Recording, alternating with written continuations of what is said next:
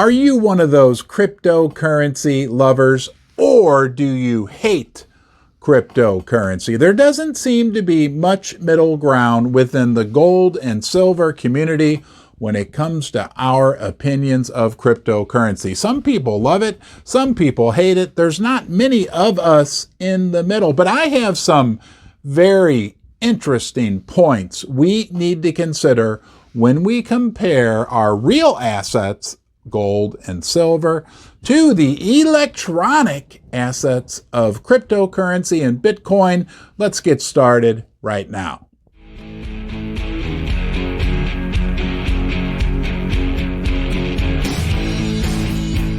This tweet this morning was the spark that ignited this video. Michael Saylor, the new messiah of cryptocurrency, had this to say: "Money without energy is credit."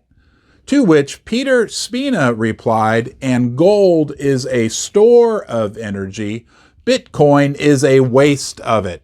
Two interesting things came to mind when I read this interchange between Michael and Peter. Number one, Michael, have you noticed that there's an energy crisis going on in our world right now? And that Bitcoin and cryptocurrency require a ton of energy to be mined, also just to be maintained and to do their transactions. Also, when it comes to gold, it had me think, yes, once that energy is expended, then it is stored within that gold, right? Gold that was mined 1,000 years ago, 4,000 years ago, 4 hours ago, that energy has been spent and it is now stored within the gold. Have you ever listened to Michael Saylor speak? He's like the new messiah for the whole crypto movement, Bitcoin. He gives me the creeps. I don't know how you feel, but every time I hear him, my gut feeling, I have little red alarm bells going off in my head that maybe this is somebody that I want to avoid. And that applies to a lot of the quote-unquote leadership within the crypto community. Max Kaiser, a number of other people, every time I hear them talk, every time I kind of listen to what they have to say, I just don't get a warm, fuzzy, confident feeling. And does it make you a little suspicious that we don't even know where Bitcoin came from? I mean, with gold, we know where gold came from, right? It came from the earth. It came from a mine. It came from God. We know the chemistry and physics behind where gold comes from. With Bitcoin, there's a big mystery about who created it. I mean, doesn't that just seem a little suspicious?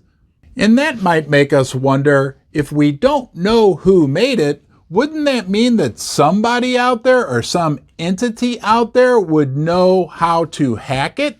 And can't all code that's created by men ultimately be hacked by men? Now, we know that the alchemists have tried to recreate gold for thousands and thousands of years. They haven't had any success yet. Gold is gold. It can be proven what it is. It has intrinsic value. Whereas Bitcoin, where is Bitcoin? Can you show me your Bitcoin? Is it here? Is it there? Oh, there's a Bitcoin over there. Aren't we pretty sure that there's only a handful of precious metals, gold, silver, platinum, palladium?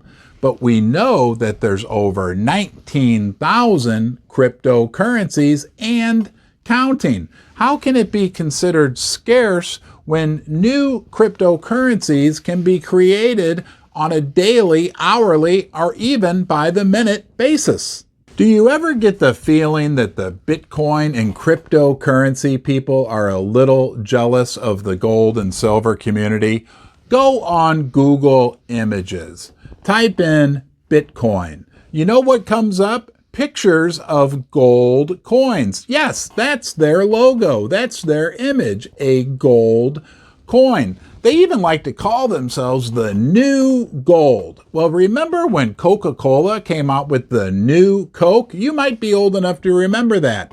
It lasted for about 3 or 6 months. Didn't work out too well. Now, we might be foolish to think that the future of currency is not electronic. Yes, absolutely. 10, 20, 30 years from now, transactions will occur on an electronic basis with electronic currencies, fiat electronic currencies. But the future of value is not electronic. That's just my opinion. The future of value will be in real assets. Maybe we're best to think about it like photography. We all use electronic cameras to take our pictures, and we store electronic versions of those pictures on our phones, maybe even a hard drive. But what we really value are the hard copies, the printed hard copies of the pictures. Just like in the future, we will value hard assets, things like silver, gold, land, oil, hard assets that retain their value like they have for thousands of years. Now look, I could be dead wrong. That's just my opinion on the subject. I do see a place, like I said, for electronic currencies in the future, but I also see a place for hard assets, real assets like silver, like gold, like platinum, like palladium, and that they will retain their value for thousands of years in the future, just like they have for thousands of years in the past. Hey, thank you for joining me in Ron's Basement. You know you are always welcome here. We'll navigate these choppy waters in the precious metal sector. We'll do it together. If you enjoy my content, you can watch another video right here. Until next time, you, yes, the one and only you, be well.